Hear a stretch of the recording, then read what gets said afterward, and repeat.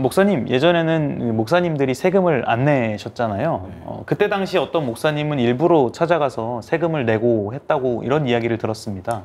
네, 그랬던 적이 있었습니다. 이 종교인 과세가 시행된 건 2018년도부터로 알고 있습니다. 네. 저도 교육전도사로 사역하고 1년이 지난 시점일 때 변화가 있어서 이 세금에 대한 여러 가지 설명을 들었던 것 같습니다. 근데 뭐 정확히 기억은 안 납니다.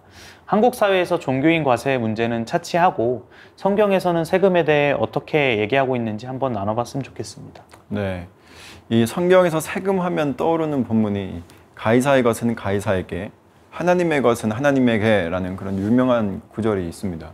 네, 교회에 다니지 않는 사람들도 많이 인용하는 구절이기도 하죠. 그런데 당시 사회 문화를 이해하지 않고는 이 세금 문제에 관해서 좀 이해하기가 어렵습니다. 이 본문에 보면 예수님께서 이런 대답을 하신 데에는 이 바리새파와 헤롯파의 질문이 먼저 있었다는 것입니다. 그들이 예수님을 공격하기 위해 난처한 질문을 예수님께 던졌던 상황이 있는 것이죠. 결국 질문은 세금에 관한 질문이긴 하지만 율법에 관한 질문이라고 이해할 수 있을 것 같습니다. 율법에 따르면 로마 황제에게 세금을 내는 것이 옳은 일인가? 라는 질문인 것이죠.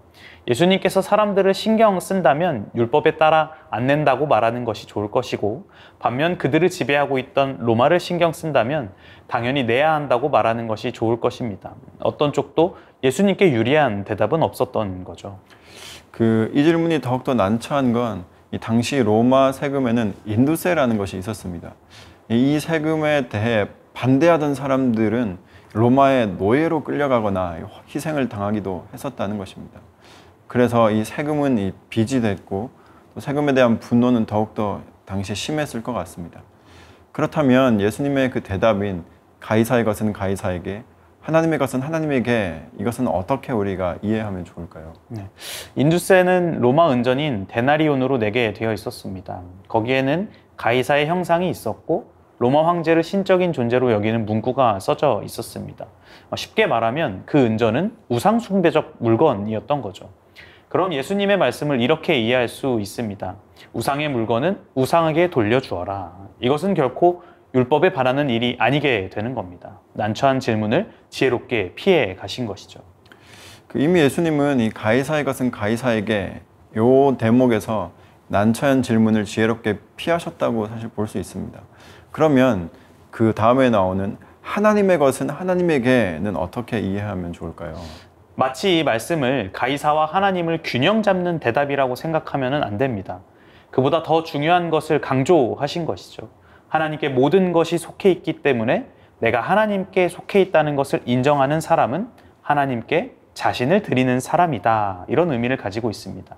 세상의 요구가 하나님의 요구보다 앞설 땐 우리의 삶을 들여서라도 하나님을 택해야 한다는 것이죠. 네, 세금이라는 주제로 시작했지만 예수님의 말씀 속에는 더 큰 어떤 의미가 있다는 것을 깨닫게 됩니다. 그렇다면 저희들이 오늘날 이렇게 내는 세금에 대해서는 좀 어떻게 생각해 볼 수 있을까요? 예수님께서 우리를 부르신 것은 세상과 연을 끊고 지내라고 부르신 것이 아닙니다. 우리는 이 땅 가운데 살아가면서 더 모범적으로, 더 훌륭한 시민으로 살아가라고 부르셨습니다. 그것이 오늘 우리가 내는 세금이라면 더 바르게 납세의 의무를 이행해야 할 것입니다. 그렇지만 만일 우리 신앙 양심과 하나님을 따르는 일에 방해가 된다면 하나님의 것인 우리를 내어드려야 할 것입니다. 선한 방법으로 건강한 개혁을 이루어야 할 것입니다.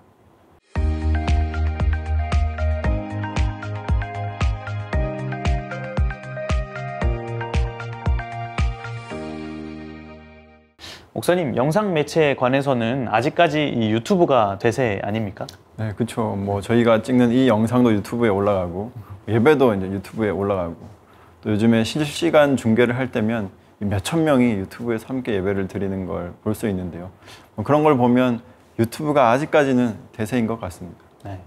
유튜브 영상에서 이 중요한 게 초반 조회수잖아요.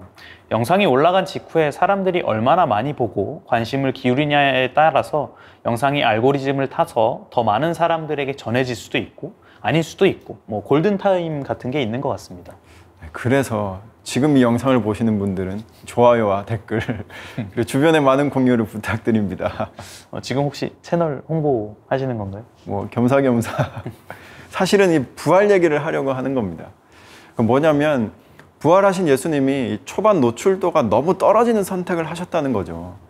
부활하신 초반에 최대한 많은 사람들에게 이 부활체를 노출시켜야 사람들의 입소문도 타고 마치 알고리즘을 타듯이 그래야 더 많은 사람들에게 짧은 시간에 복음이 급속도로 전파가 될 텐데 이 부활하신 예수님이 하필이면 막달라 마리아라는 이 여인에게 나타나셨다는 겁니다.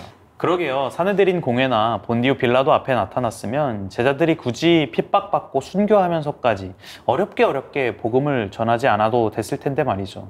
예수님이 이 마케팅을 너무 모르셨던 것 같습니다.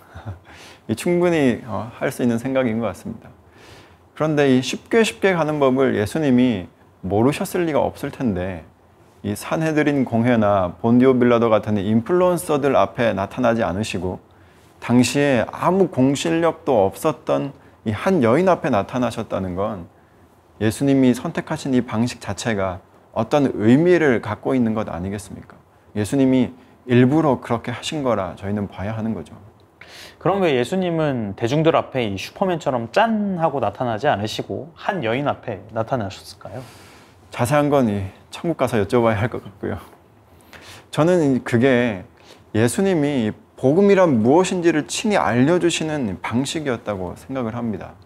예수님은 복음이 사람들의 입소문이나 국가 권력의 힘을 빌거나 정치 시스템을 통해서 전달된다기보다는 한 사람을 통해서 전달되기를 바라셨다고 볼 수 있겠네요. 네, 이 기독교가 로마의 국교로 지정되고 또 교회가 국가 제도를 통해서 확장되기 시작하면서 복음이 퇴색되기 시작했다는 것을 저희들은 기억할 필요가 있습니다.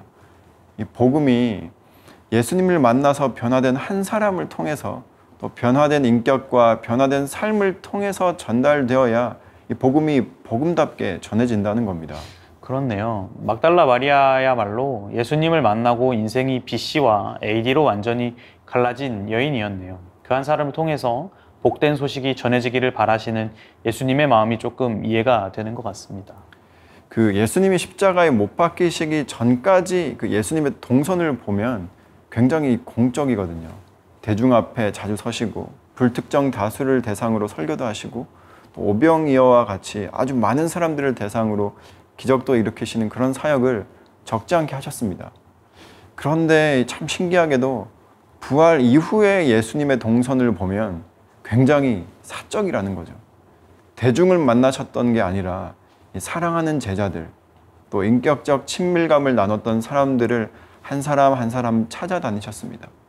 그 예수님의 십자가 사건 앞에서 낭망하고 절망하면서 그 십자가를 통과해 본 경험이 있는 사람들에게만 부활이 소망이 되기 때문이 아닐까, 그런 생각을 해볼 수 있게 되는 것 같습니다. 아멘입니다. 그럼 이 영상의 초반에 말씀하셨던 그 홍보는 취소하시는 건가요? 뭐 꼭 그런 건 아니고요. 그래도 이 내용이 꼭 필요한 분들에게 필요한 만큼 전달되지 않을까요?